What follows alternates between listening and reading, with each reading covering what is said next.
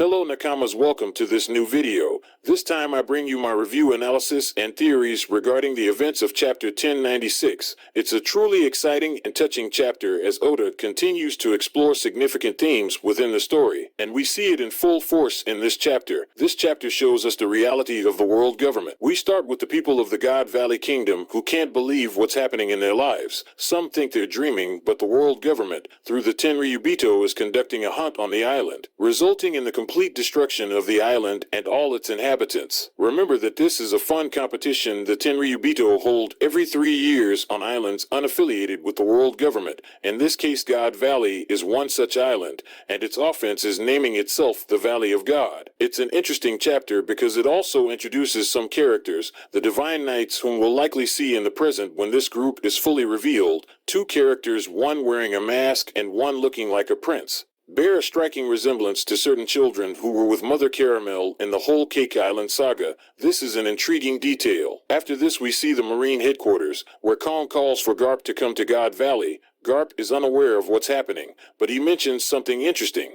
He says the Tenryubito brought this upon themselves by meddling with the pirate island and stealing something considered the island's treasure. Garp initially refuses to go, but when Kong tells him that Gold Roger will be there, he decides to head to the island. We then move to the events on God Valley, where we see all the slaves, including Ivanov, discussing the world government's presence for the next 3 weeks. If they survive those 3 weeks, they might make it, but Ivanov tells them the game isn't about that. In all past events involving the Tenryubito, there have been 0 survivors. It shows how cruel these beings are, toying with people. An interesting detail is that Jenny, who we met earlier, was the one who leaked information about what was happening on God Valley in the days leading up to the event. So many pirates arrived on the island. The plan now is to take advantage of the chaos to steal 2 devil fruits on the island. Kuma volunteers for this, stating that his large body makes him more resistant, and he doesn't want to see more people die. Ivanov is pleased because this is the attitude they expected from someone like Kuma. This sets up an intriguing situation,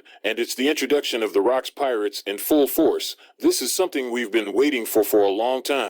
Alongside the Roger Pirates, the Rocks Pirates are also there, including Whitebeard, Stussy, Amazon Lily's glorious old woman, Shiki, Young Big Mom, Young Kaido, Captain John, and other members. This also makes us wonder how Moria obtained the bodies of so many Rocks pirates, a plot point yet to be addressed. Another point of interest is Gloriosa, the former pirate empress of 3 generations ago, who mentioned suffering from the disease of love and being away from the island at the time. This raises the question of who she was in love with, possibly Whitebeard or Kaido, and some may even speculate about her being Yamato's mother. Time will tell. The Roger Pirates also arrive on the island, and the Divine Knights state that they will handle the situation. The Marines are also present with Vice Admiral Garp there. This is where Kuma and Ivanov use the chaos to reach the competition's prizes. Ivanov holds Kaido's fruit, which turns him into a mythical creature called a Sarayu, and Kuma has the pop-off fruit, allowing someone to send themselves or others to other islands. However, before Ivanov can eat it, Big Mom strikes and takes the fruit.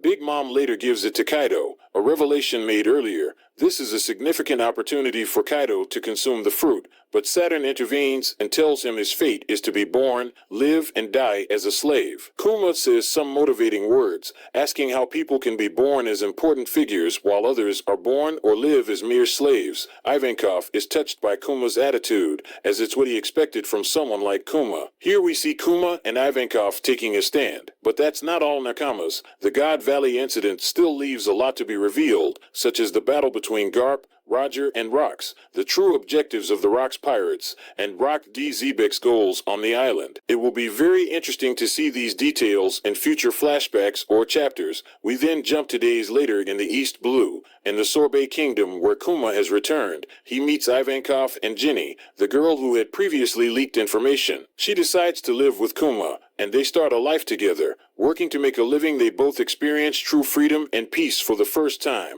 enjoying a life they've never known. So that's where chapter 1096 of One Piece leaves us. As for predictions for chapter 1097, we may continue with Kuma's story, exploring Jenny's fate as she escaped from this event with Kuma and may have been found by the world government. We might see Kuma having to witness another death in his life. Let's see what the next chapters have in store for us. This was indeed an intriguing chapter, and I'd love to hear your thoughts and theories on it, as well as your expectations for chapter 1097. Leave your comments below. If you liked this video, hit the subscribe button. That helps me a lot to keep growing, and activate the notification bell so that YouTube notifies you whenever I upload a new video. Otherwise, you won't be notified when I release my new videos. Thank you very much for all the support, and without further ado, until next time.